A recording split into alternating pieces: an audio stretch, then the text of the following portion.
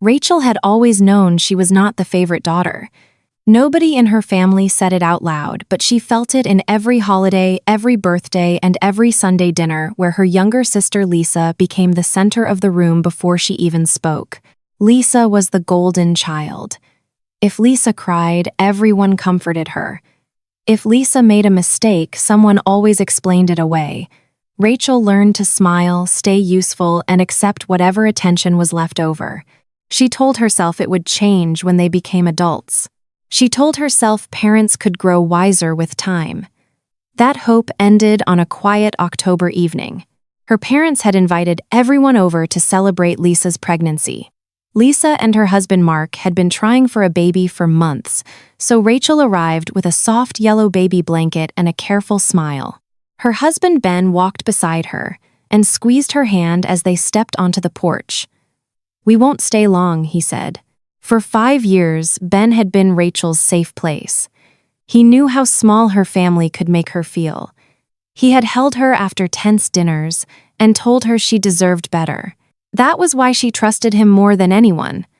At least she thought she did. Inside the house looked perfect. Fall candles burned on the dining table. Her mother had made pot roast, mashed potatoes, green beans, and Lisa's favorite peach cobbler.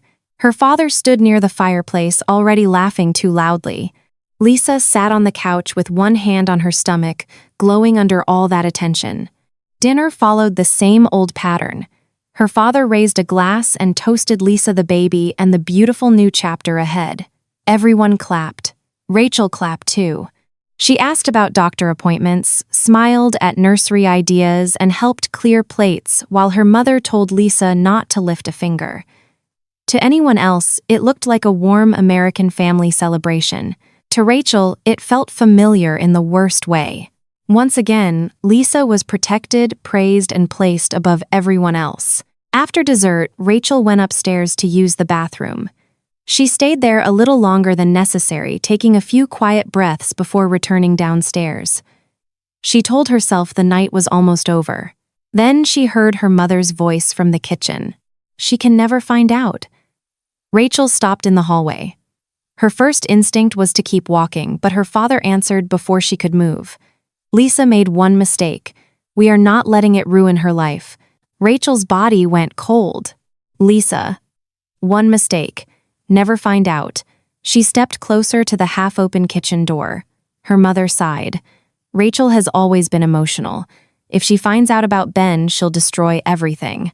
For a moment, Rachel's mind refused to understand. Then the words joined together, and the truth struck her so hard, she had to press one hand against the wall. Ben had slept with Lisa. Her husband had betrayed her with her own sister. Her mother kept talking as if she were discussing spilled wine on the carpet. It happened months ago. Lisa was vulnerable. She and Mark were having problems. Ben should have known better, but telling Rachel now would break 2 marriages and embarrass this family. Then her father said the sentence Rachel would never forget. "Lisa is pregnant now. That is what matters. That is what matters. Not Rachel's marriage, not her trust, not her pain. Lisa's image mattered. Lisa's comfort mattered. Lisa's future mattered. Rachel's heart was simply the price everyone else had agreed she should pay." She backed away from the kitchen door, barely able to breathe. Every memory from childhood came rushing back. Every time Lisa was forgiven. Every time Rachel was told to be understanding. Every time her parents made her feel selfish for wanting fairness. This was not new. It was only the cruelest version of what they had always done. When Rachel returned to the living room, Ben looked up from the couch. "You okay?" he asked. His face was calm, familiar, almost loving. That made it worse. This was the man who had held her after family dinners just like this one.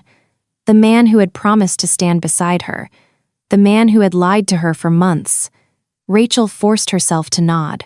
"I don't feel well," she said. Her mother hurried over with soft concern. "Oh, honey, do you need tea?" Rachel almost laughed. "No," she said quietly. "I just need to go home." Ben stood at once, playing the devoted husband perfectly.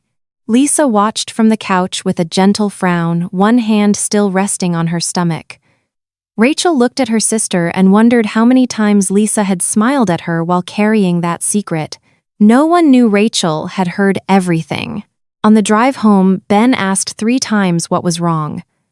Rachel stared out the window at the passing streetlights and said almost nothing. The silence between them felt heavier than any argument. For 2 days, she barely slept. She lay on the far edge of the bed while Ben breathed beside her like nothing had changed. Every time he touched her shoulder, her stomach turned. Every time he asked what was wrong, she heard her mother again. She can never find out. But Rachel had found out. By the 3rd morning, as she stared at herself in the bathroom mirror, something inside her shifted. The pain was still there, deep and unbearable, but beneath it, something colder began to rise. Her family had chosen Lisa again. This time, Rachel would not beg to be chosen. This time, she would make sure everyone saw the truth. For 2 days, Rachel did nothing. At least that was what everyone around her believed. Ben thought she was tired. Her mother probably thought Rachel was being moody again. Lisa likely assumed her secret was still safe behind the walls of their parents' kitchen. They all believed Rachel was the same woman she had always been in that family. Quiet, useful, easy to dismiss. That mistake became Rachel's first advantage. She did not confront Ben. She did not call Lisa. She did not show up at her parents' house demanding answers. She let the house stay calm. She let Ben sleep beside her. Rachel replied to her mother's cheerful baby shower texts with short, polite answers, careful enough that nobody suspected the truth. Inside, though, something had changed. The first night, Rachel cried until her chest hurt. The second night, she stopped crying and began thinking. By the 3rd morning, she understood that asking for honesty from people who had already chosen a lie would only give them time to prepare. If she confronted them too soon, they would deny it, twist it, and make her look unstable. Her parents would protect Lisa. Ben would apologize just enough to soften the damage. Lisa would cry and become the victim. Rachel knew the script too well, so she decided to write a different ending. She started with Ben's phone. Rachel hated herself for checking it, but betrayal had already entered their marriage. Privacy had not protected love. It had protected deception. Late that night, while Ben slept, she picked up his phone from the nightstand. Her hands shook as she entered the passcode. He had never changed it. Why would he? He still believed she knew nothing. At first, she found nothing. No obvious messages. No saved contact under Lisa's name. No confession waiting in plain sight. For a moment, Rachel wondered if she had misunderstood everything. Then she opened a hidden photo folder. Her stomach dropped. There were pictures.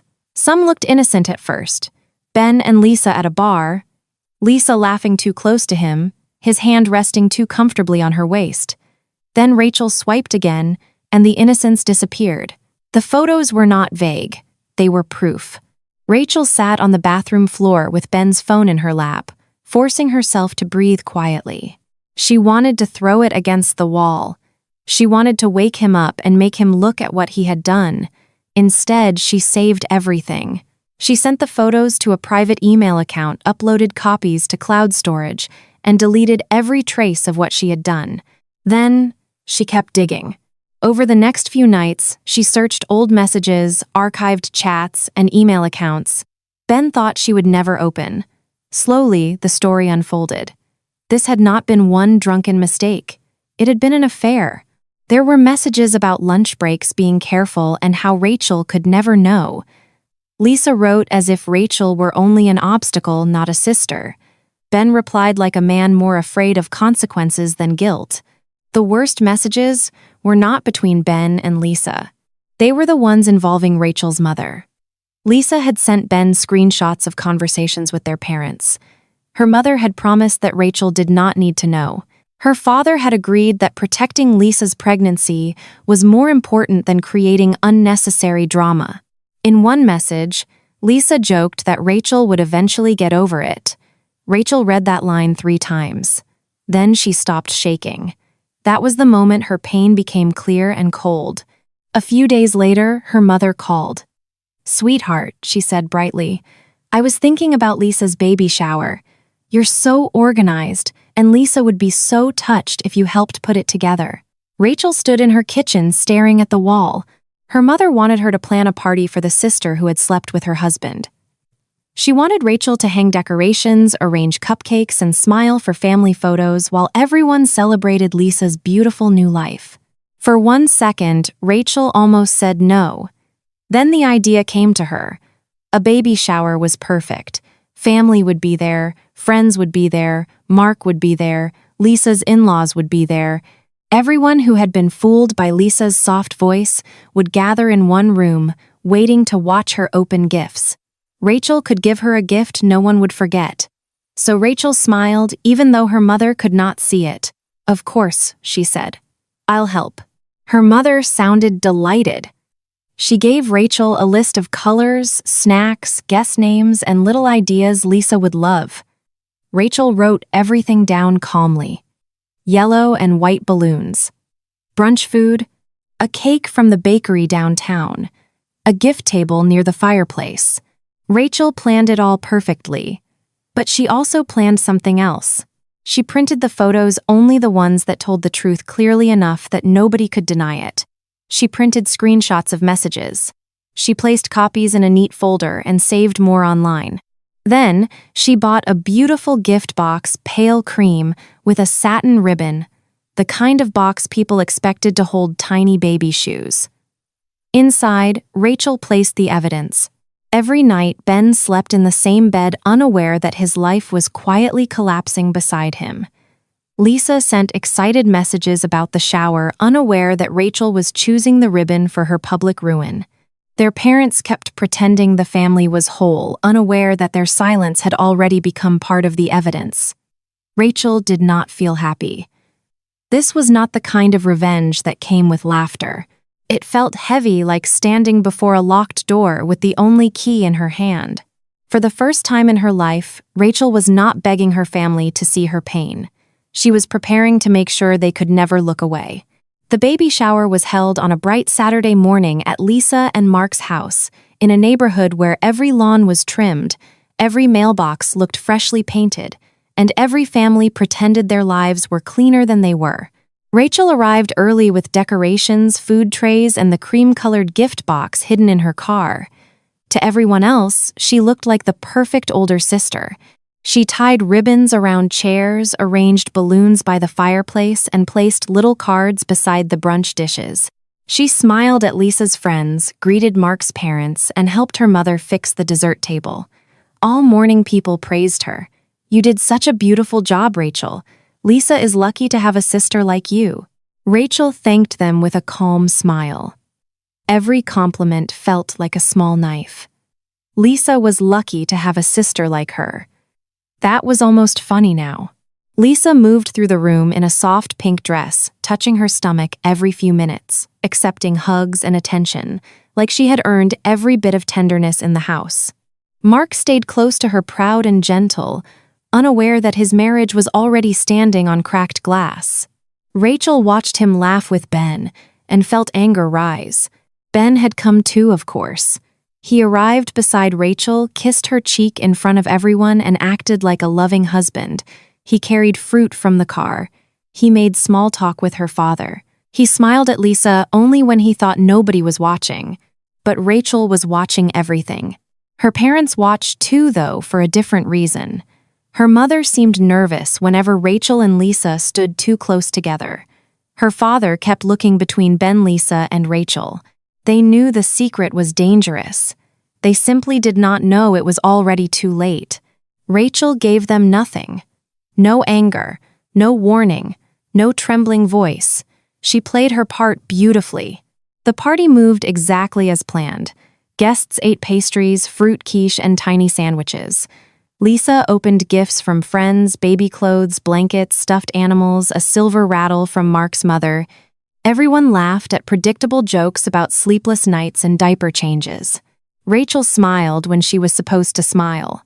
Then came the cake. It was white with pale yellow frosting decorated with tiny sugar flowers. Everyone gathered around while Mark stood behind Lisa with his hands on her shoulders. Rachel's mother started crying before the first slice was cut. Rachel watched the scene, and felt strangely calm. This was the moment. After cake was served, Rachel stood and picked up the cream-colored gift box. The room quieted as she walked toward Lisa. The ribbon was perfect, tied into a smooth satin bow. It looked expensive, thoughtful, and deeply personal. Rachel handed it to her sister. "This one is from me," she said. "I wanted to give you something unforgettable." Lisa's face brightened. "Rachel, you didn't have to." "I know," Rachel said, "but I wanted everyone to see it." For the first time that morning, Ben's smile faltered. Lisa pulled the ribbon loose. The satin fell into her lap. She opened the box slowly, still smiling, expecting baby shoes or a handmade blanket. Then she looked inside. The color drained from her face. At first, nobody understood. Lisa froze, gripping the edges of the box. Her mother stepped closer, whispering Lisa's name. Mark leaned forward, confused. Ben went completely still near the kitchen doorway. Lisa tried to close the box, but Rachel gently lifted the first stack of printed photos high enough for the nearest guest to see. The room changed. There was no scream at first, only silence, heavy, stunned silence. Then whispers spread like fire. Rachel placed the photos on the gift table one by one. Ben and Lisa together. Ben's hand on Lisa's waist. Screenshots printed beneath the pictures. Dates, times. Words proving it had not been one mistake. Mark picked up a page. His face hardened as he read. "What is this?" he asked. Lisa opened her mouth, but no sound came out. Rachel turned to the room. Her voice did not shake. "My sister slept with my husband. My parents knew. They helped hide it because they believed protecting Lisa mattered more than telling me the truth." Her mother gasped. "Rachel, this is not the place." Rachel looked at her. "You chose the place when you asked me to plan this party." That was when the room exploded. Mark stepped away from Lisa, as if touching her would burn him. His mother covered her mouth. His father demanded answers. Lisa began crying, but this time the tears did not save her. People looked at her differently now. Not like a fragile pregnant woman, not like the sweet golden daughter. They looked at her like a liar who had finally been caught. Ben tried to speak. Rachel cut him off. "Don't," she said. "You had months to tell the truth." Her father moved toward the photos, but Rachel had already made copies. She had protected the evidence better than they had protected her. Guests murmured. Some looked away. Others stared openly. Lisa's friends whispered among themselves. Mark's parents began arguing with Rachel's parents' voices rising over the soft party music in the corner. Rachel picked up her purse. She did not stay to watch every consequence fall into place. She did not need to. The truth was already standing in the middle of the room, impossible to hide. As she walked toward the front door, Ben called her name. Rachel did not turn around. Outside, the morning sun was almost too bright. She reached her car, opened the door, and took one long breath before getting in. For the first time in days, the air felt like it belonged to her. Behind her, the baby shower collapsed into shouting, crying, and panic. Rachel drove away before anyone could ask her to clean up the mess. Rachel did not answer her phone for the rest of that day. By the time she reached home, the baby shower was probably still falling apart behind her. She imagined the ruined cake, the abandoned gifts, the pale balloons floating over a room full of shouting adults.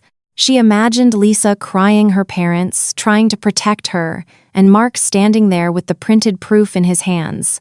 For once, Rachel did not stay to comfort anyone.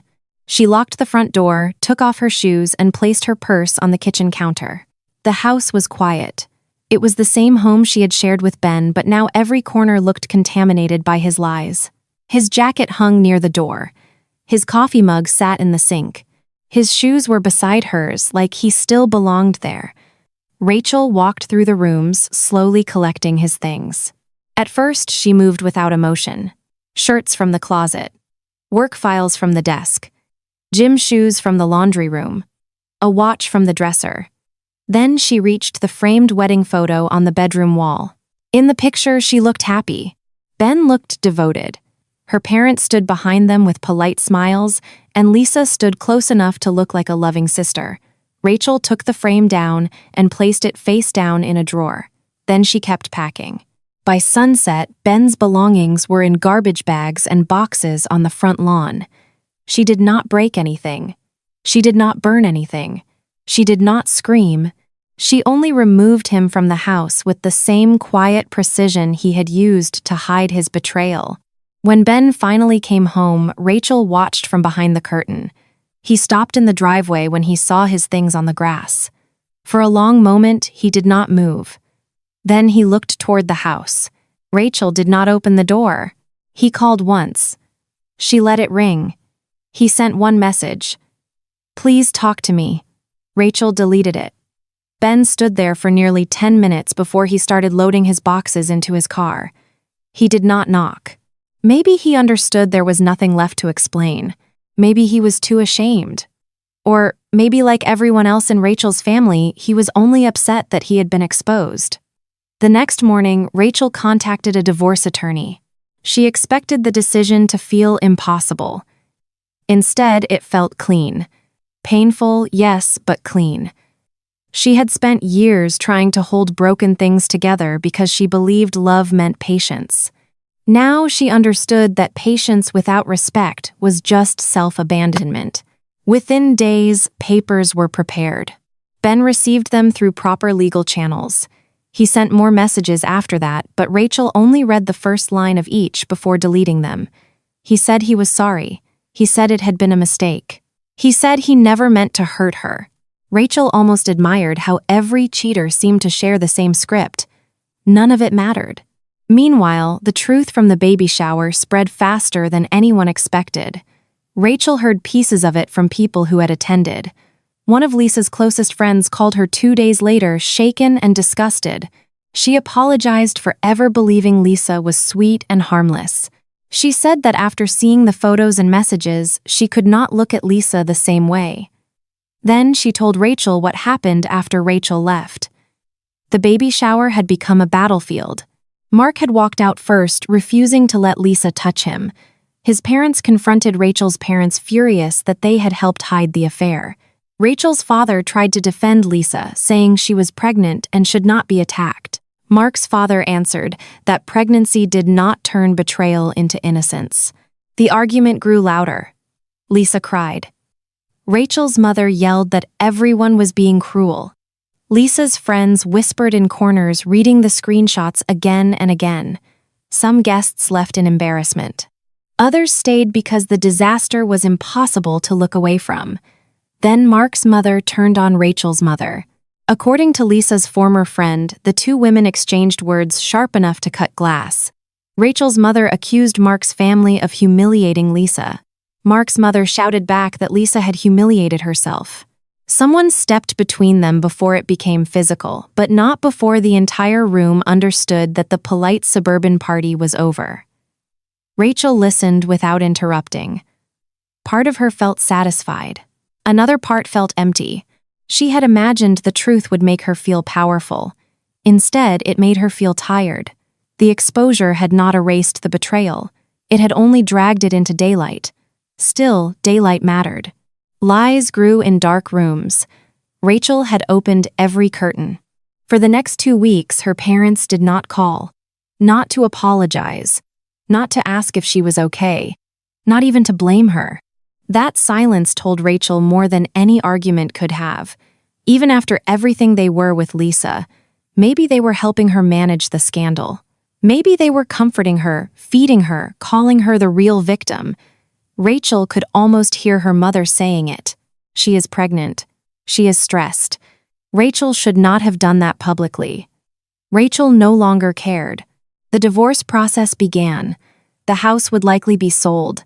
The marriage would end on paper soon enough. But emotionally, it had ended the moment Rachel heard her parents in the kitchen. One evening, Rachel sat alone at the dining table with a cup of coffee growing cold in front of her. The house felt emptier without Ben's things, but for the first time in years, it also felt honest. She had lost a husband. She had lost the illusion of a family. But she had gained something she never expected. the freedom to stop begging people to love her correctly. For a while, Rachel believed the baby shower had been the final explosion. She thought the truth had come out, the guilty had been exposed, and the rest would be paperwork, silence, and healing. She was wrong. The weeks after the shower brought more truth than anyone had expected. Mark moved out of the house he shared with Lisa almost immediately. He filed for divorce soon after, and from what Rachel heard, he refused to speak to Lisa unless it was through lawyers. His parents supported him completely. They had once welcomed Lisa like a daughter. Now they treated her like a storm that had nearly destroyed their family. Rachel's own divorce moved faster. There were no children. No long custody battle. No reason to pretend the marriage could be saved. The house was listed for sale, and when it finally sold, Rachel and Ben split the money according to the agreement. Ben tried once to ask for a meeting, saying he needed closure. Rachel almost responded, but then she remembered that closure was not something a liar handed you after he was finished hurting you. So she gave herself closure instead. She signed the papers. She blocked his number. She changed the locks. She removed every photo where his smile still tried to look innocent. For the first time in years, her home became quiet in a way that did not feel lonely. It felt clean. Then Lisa's former friend called again. Her voice was different this time, lower and embarrassed. After the baby shower, she had started questioning her own marriage. Lisa's betrayal had shaken her so badly that she checked things she had ignored for too long. Messages, receipts, late-night excuses, hidden conversations. She found what she was afraid to find. Her husband had also been involved with Lisa. Rachel sat very still while she listened. Lisa had not only betrayed Rachel, she had also betrayed one of her closest friends. The affair with Ben had not been the only secret. It was only the first one Rachel had uncovered. The scandal spread again, this time even wider. Lisa's former friend confronted her husband, and during the argument, Ben's name came up. According to what Rachel later heard, the man drove straight to the house where Lisa was staying. Ben was there too, because after being thrown out by Rachel, he had apparently believed Lisa would become his next safe place. That illusion did not last long. The man arrived furious. Words were exchanged. Then Ben finally received the kind of consequence he had managed to avoid at the baby shower. One punch landed squarely on his face before anyone could stop it. Rachel did not celebrate violence, but when she heard the story, she did not cry for him either. Ben had spent months helping create the chaos. Now he was standing inside it. The biggest twist came after Lisa gave birth. Because of everything that had happened, a DNA test was done almost immediately. Everyone had assumed the baby might be Ben's. Ben had assumed it too. Lisa had apparently allowed him to believe it, maybe because she needed somewhere to stay, or maybe because truth had never been her strongest skill. But the test proved Ben was not the father. The baby belonged to Lisa's former friend's husband. When Rachel heard that, she felt no shock. Not anymore. The people around Lisa had built their lives on secrets, and secrets always demanded more secrets to survive. Eventually, they had collapsed under their own weight. Ben left Lisa soon after. The hypocrisy of it almost made Rachel laugh. He had cheated on his wife with her sister, but when he discovered Lisa had also lied to him, he acted wounded. He could betray, but he could not bear being betrayed. Lisa ended up moving back into their parents' house with the baby. Of course she did. Rachel's parents took her in. They helped her, defended her, and probably told themselves she had suffered enough. They still did not call Rachel. Not once. No apology. No regret. No simple message asking if she was surviving the wreckage they had helped create. That silence hurt less than Rachel expected. Maybe because she had finally stopped waiting for them. Mark's divorce from Lisa eventually ended in his favor. The house was sold and he walked away without being tied to her financially, beyond whatever the law required. Lisa's former friend also finalized her divorce. Ben remained somewhere on the edge of the mess, angry, humiliated, and alone. Rachel watched it all from a distance. She did not need to chase updates. They came through mutual friends, through legal papers, through the natural way public secrets travel in a community that once believed it was too respectable for scandal. Some nights Rachel still grieved. Not for Ben, not for Lisa, not even for the family she had lost. She grieved for the younger version of herself who had tried so hard to be loved by people who only noticed her when they needed something. That girl had deserved better. Rachel could not change the past, but she could protect the woman she had become.